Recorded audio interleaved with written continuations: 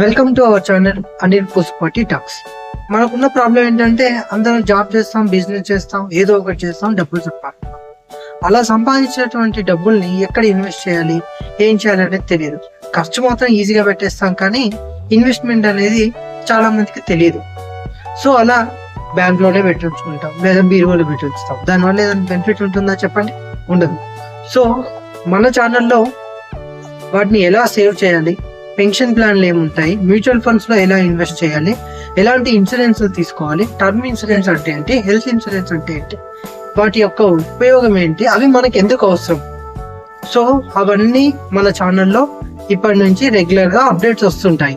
మీకు already insurance తీసుకున్నా, లేదు నేను ఇప్పుడు రీసెంట్ గా టర్మ్ ఇన్సూరెన్స్ తీసుకోవాలి అని అనుకున్నా, అలాంటి వారికి వీలైనటువంటి ఏ డౌట్ అయినా సరే చెప్పడానికి మేము రెడీగా ఉన్నామండి. థ్యాంక్ యూ అండి అందరికి.